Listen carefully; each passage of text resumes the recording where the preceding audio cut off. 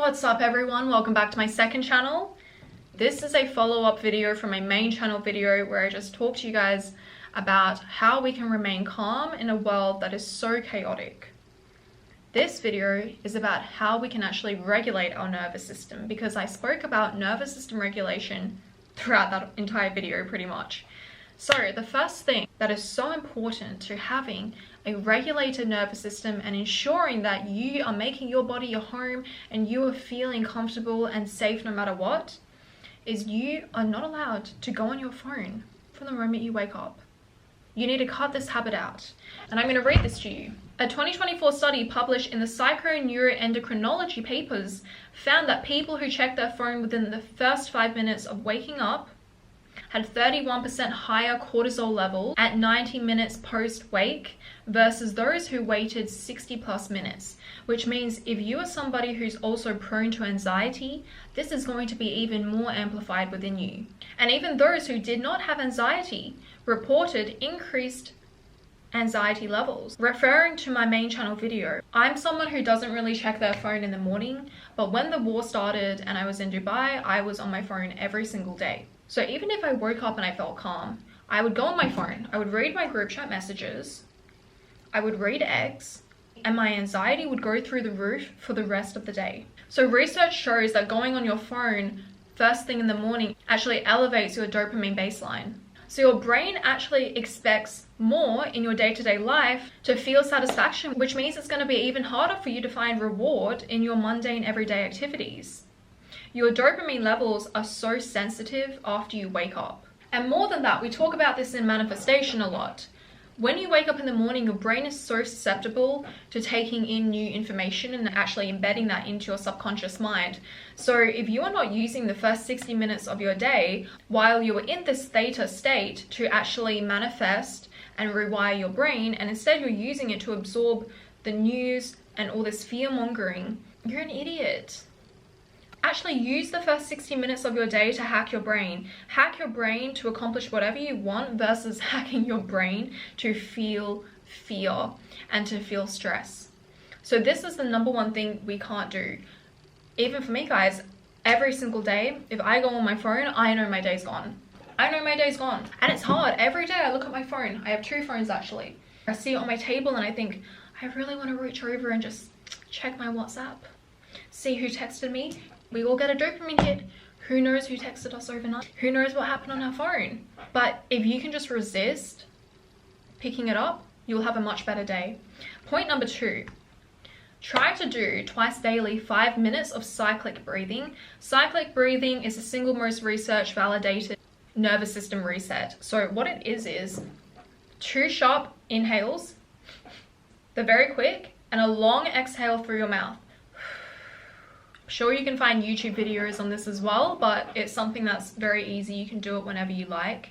Breathwork shows reduced stress levels and greater mood. And those who participate regularly in cyclic breathing experience the greatest daily improvement in positive feelings. And every single day they practice it, the effect just culminated. So imagine getting happier and happier and happier every single day. Now I'm going to read you the mechanism of how it works.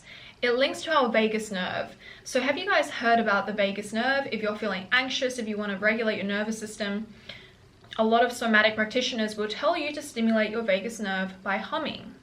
And this is toning the vagus nerve. Now, when we're doing cyclic breathing, an extended exhale increases vagal tone through receptors in the lungs and cardiovascular system, which therefore slows our heart rate, reduces inflammatory responses, and promotes emotional regulation. So it's ideal for you to do this 5 minutes in the morning and night, or whenever you're feeling stressed. Who's the one who taught me all of this stuff is my early therapist from a few years ago. This was when nervous system regulation was actually not very common. Like, you talk about nervous system regulation a couple of years ago and no one knew what this was. My BetterHelp therapist was the first one to talk to me about it because she was a somatic practitioner and she diagnosed me with like CPTSD. I had very bad CPTSD back in the day. If you guys need support, I really recommend having a therapist. Thank you to my paid partner BetterHelp for partnering with me today. They are the world's largest online therapy service provider, and they make starting therapy so easy. That's why I always use BetterHelp, because I never actually wanted to go in person and get a therapist. Like, I did it once, but it was so time consuming and it was so expensive. But BetterHelp made it so easy, because if I didn't like my therapist, which I did not, my first 2 therapists, I did not like them, I could switch for free of charge and very quickly find a new therapist who resonated with me, while I can't do this with in-person therapy. And it's just so easy to get started. Like, all you need to do is fill out a questionnaire, and within a couple of days you will be matched with a credentialed therapist who is right for you. And I love how it's online. I can schedule a call or a video call, or even text my therapist like whenever I want. That made it so convenient and so helpful. I always say you don't have to do therapy throughout the whole year. Just do it however long you want and call upon your therapist whenever you need them. So when times are getting difficult again, you can just simply book an appointment with your therapist online, and BetterHelp makes it so easy and convenient to do that. So why don't you join over the 6 million people who are using BetterHelp today, which has helped them earn a 4.8 star out of 5-star rating on the App Store. And go use my link, get 10% off your first month of therapy with BetterHelp. This can go to another point. You should be doing daily movements with intensity, especially after experiencing a stress response. So our brain doesn't know the difference between if a lion is chasing us and if we're reading something about World War III on the news. It is a threat, similar to if you're an avoidant and you have an anxious chasing you. That is a threat. You might as well be experiencing World War III in your body, because your body is being fueled with the same cortisol and the same adrenaline. So what you actually need to do is complete the stress cycle. When we remove the stressors, breaking up with that person or closing the app, it actually doesn't complete the stress response cycle. Physical activity is what does that and signals to our brain and our body that we are safe. So deep, slow breaths and cyclic breathing is amazing in the moment for when we are experiencing the stressor. It also helps us to get into our body, especially if you can put your hands over here. We can do some bilateral stimulation. But physical movement is the most reliable way to signal to our body that we are okay. So you can dance, you can do HIIT, you can go for a walk, go swim, just any type of movement. That's why when you see an animal, especially dogs, something happens to them, they always shake after. They shake it off because they're getting rid of that stress in their body, so it's not stored within you. And we talk about this a lot in my videos. All stress that you are not releasing, it gets stored in your body that later comes out as illness. That's why autoimmune conditions are so common within women, because women especially are taught to suppress pain and emotions, especially to appease a man. Number 4, you need to start implementing a structured evening wind down. Do one action that you know is gonna tell your brain it's time to wind down. The first thing can be to change your light bulbs to red. You can get these LED light bulbs and control it on your phone. So every day at 6:30 when the sun goes down, my lights change to red. And I know that it's now time to wind down. Also, I set on my phone 6:30 for my blue lights to go down, and everything becomes more yellow toned and orange toned. I also have these red light blockers that I wear about 2 hours before going to bed, because you don't want to be stimulated with blue light. Even if you turned off your blue light, it's not 100% gone from your devices. And this helps a lot. And in my main video, we talked about finding safety in your own body and routine. In my hometown of Perth, I don't come here that often. I don't have my whole setup that I have in Dubai. So I don't have my red lights turning on at 7 p.m. So having this, which is portable and I can take it anywhere, has helped make me feel safer within my own body. Like, I even wore these on the plane.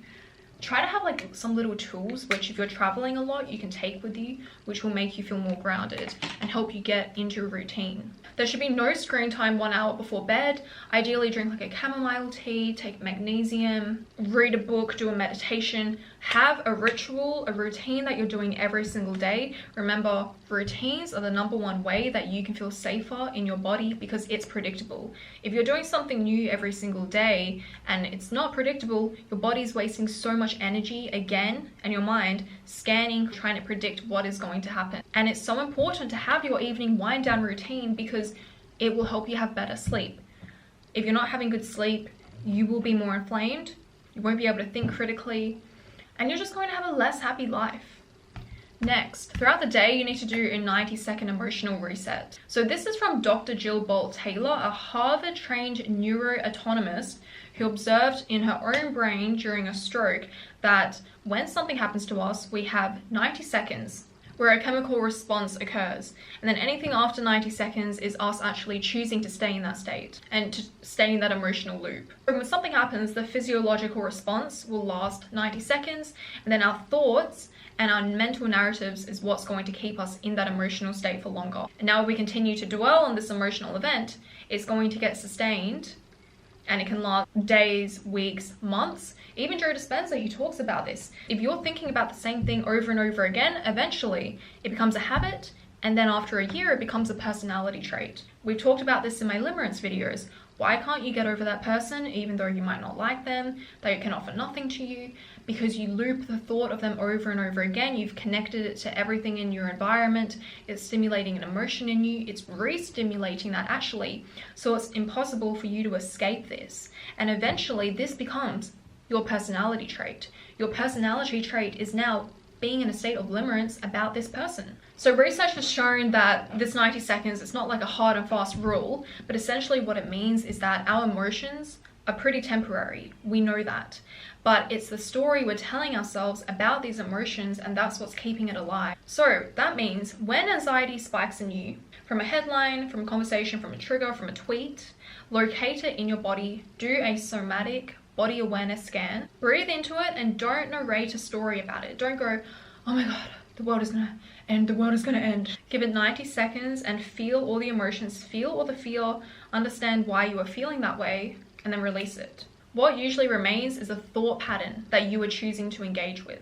Now, if you do this consistently over time, you're training your nervous system to process and release instead of to store. These are not wellness trends, guys. This is deeply rooted in science, research, neuroscience.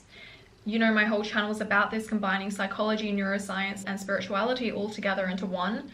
This is what has helped me a lot, especially because I was living in Dubai. If you are able to do this consistently and make this a part of routine and part of who you are, you will be feeling so much better.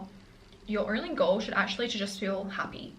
You might find that when your nervous system's regulated and you're feeling more alive and so happy, a lot of your really huge goals might change. You might realize you were only chasing money because you were dysregulated and because you weren't that happy. So you thought something like money was going to make you feel better. When you feel happy in your body, that's when you're magnetic and everything's going to flow to you. So your only goal should always to be making yourself a home, to be feeling more love, which is the highest frequency inside of you, and to being more regulated. I will see you guys next time on my channel. Cheers!